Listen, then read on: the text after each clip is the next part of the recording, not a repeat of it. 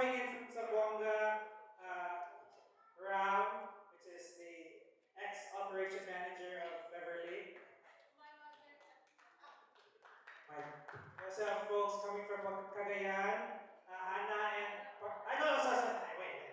Sarah, si Hannah, Iligan si Hannah. But Hannah is siya yun ang katong nagtindig, pakyut-kyut kami Beverly, chat-chat, siya yung witness ito sa akong love story. So thank you for spending your day with us today. You know, you could have spent it at home, rest, but you chose to travel this far and, spend this special night with us.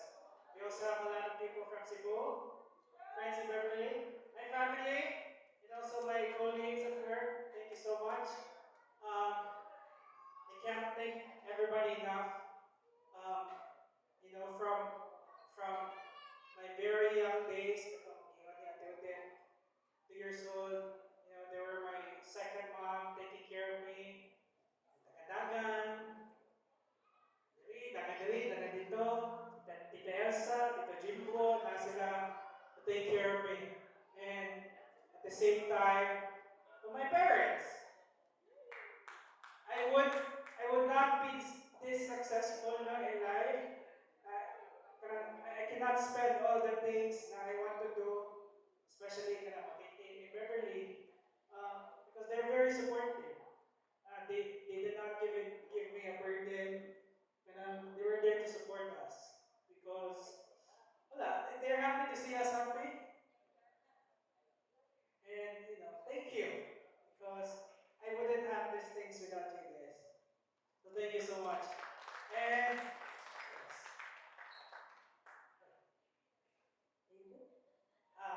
To my Zamora's family. So I'm just gonna share. So there was a time na ako mama papa nawalang work. Kaya parang nag-close ang Robinson, chose. So ito sa Kasamalulan na side. So took care of me. I'm always thankful with Auntie Gigi before. Wala kayo niya to. So nangyari ko pa kaniyan. So Auntie Gigi took care of me. Basta naipakal sa gawas. Dahil ko niya, ano siya ting mga taglitsyon? Ako, dali ko kayo. So thank you. Si Auntie Odin po. Ato ko na pa kayo silang place. Malipay na ko ka ng ang sa mga sardines, ating spicy blue bito na. And I scrambled egg. Lipay ni ko na. Si Tita Elsa. Sila to actually. Ate Odin at Tita Elsa. Usahay kayo na magtunod-tunod na lang ko. Sige na. 100 balon. So, also si Uncle Boboy. Of course, si Busing. And the big thank you goes to Lola. She supported me with my education. Not just me. I think most of my cousin to ate to.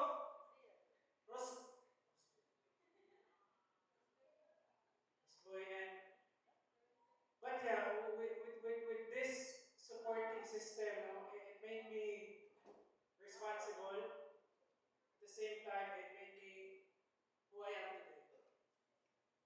As what they say, ako di ko kabantay, kaya ko family oriented because I have a great supporting system from very young age up until now. So thank you guys.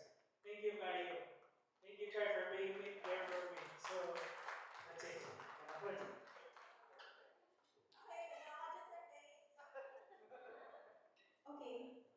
Hey, Hubs. To piggyback what my husband said, Cesar proposed last year, March 2023, before the Blackpink concert, anyway. Immediately we decided that we want an intimate wedding. We decided 50, 60, 70, 80, 70. Okay, as long as we know all the people here, the people na part sa among relationship, part sa among happiness, part sa even the sad days. And we want to say thank you so much for spending the day with us. I cannot give the right words to say how happy I am to actually celebrate the love that we have. And thank you for celebrating with us, especially ay from Cebu, Iligan, Cagayan, Davao, Pagadian. Oh my God. Sa Hulu, char. Thank you so much, guys, and family, friends and family. I also want to specify thank you to my parents. Thank you, Mama and Papa, for always trusting me with my decisions, for always supporting me. Even if duwa ng mga waipan mo na rin si Bibin, pero kaya na ni Bibin. Thank you so much. We don't communicate every day, but I always think about you guys and make sure na okay na si Mama, si Papa, si Quentin. And I also want to say thank you to my Mama and Papa, Mama Kelly and Papa Cesar.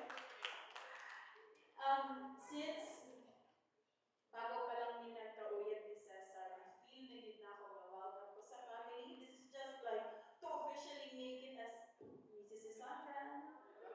I want to say thank you kaayo, tita, sorry, Mama and Papa.